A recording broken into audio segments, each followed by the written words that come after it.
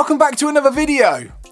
Today I thought it'd be fun to talk about ways to get more from your delay pedal and also run through a few techniques to create some ambient soundscapes.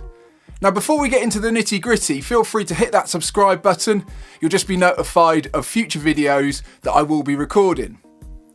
Okay, so that intro piece that you heard me play was based on Hans Zimmer's track Time from the movie Inception, and it utilised a delay pedal set at a quarter note pulse, and that sort of built up the soundscape. I also used a little bit of the Particle Reverb from line 6 just to really create a bit of depth. I also used an octave down pitch shifter so that I could swell in bass notes for that low end rumble, and to swell things in I used a volume pedal. Now the main thing you'll need is a delay pedal. Any delay pedal will do, as long as you can set the timing of the repeats and also the volume at which the repeats happen, combined with how many repeats happen. So I'm using the damage control TimeLine delay pedal, which I really like. It's got valves in it, and you can set it so that it creates a little bit of extra ambience and modulation. I'm going to demonstrate how I've got this set up. So it's going to be pulsing at a quarter note pulse. For the intro track that I played, I was changing chords every 4 beats. So it's going to be advantageous if we set this up so each of the 4 repeats are quite audible, and that will create the pulse and keep us in time.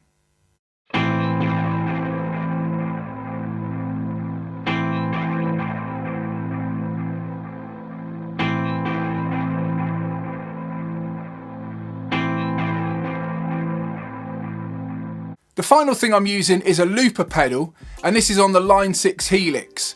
I'll run through the order I've got my pedals in, just so that you can line up your pedals in a similar order should you wish to get a similar result. Okay, the first thing I've got is a clean booster. I find this helpful just to raise the overall volume and level up.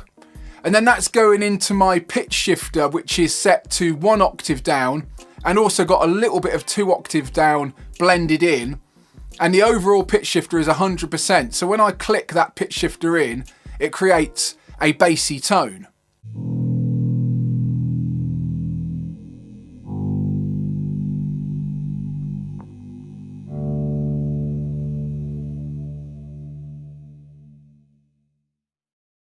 Next thing is the volume pedal, and I use the volume pedal to swell the notes in and remove some of the attack. And that goes straight into the reverb, which then goes into the delay pedal. And I've got the delay pedal last. Just before the delay pedal, I've got the looper pedal, and I use the looper pedal just to layer things up.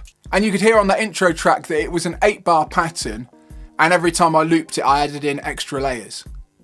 I've also got the Particle Reverb simmering away in the background. Now this is an optional extra, so don't get freaked out if you don't have access to the line 6 Particle Reverb. But I found it just adds a bit of extra depth and a bit of extra chaos. So I've got this set blended in. If I put it in 100%, it's quite a lot. So I'll demonstrate the Particle Reverb sound with the feedback set to 100%, and you can see what I mean.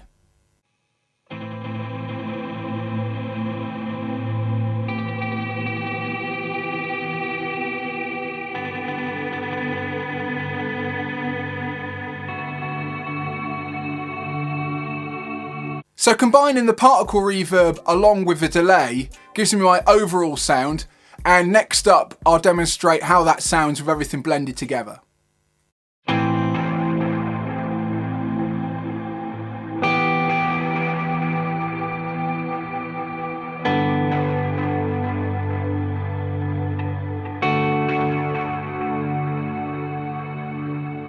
And the final piece of the puzzle is everything's coming out of the delay pedal and going into a clean amp that I've set up in Amplitube.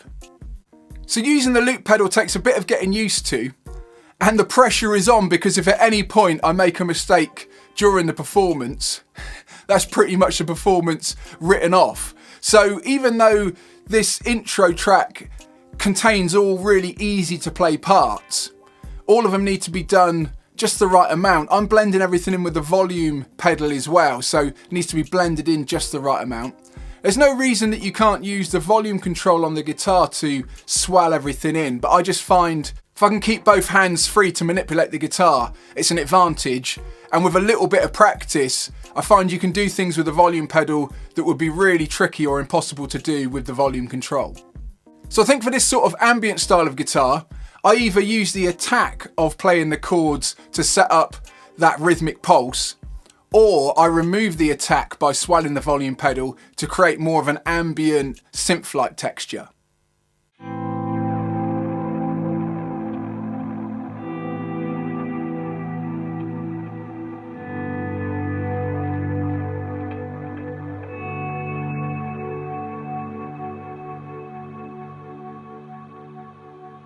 Well, that's it for this video. I hope it helps you get a little bit more out of your delay pedal and has provided some new ideas for creating ambient soundscapes.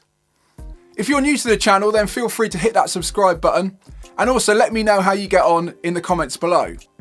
I'm going to play us out with a few ideas. I'm going to see if I can come up with something using open voice triads. I'll see you next time.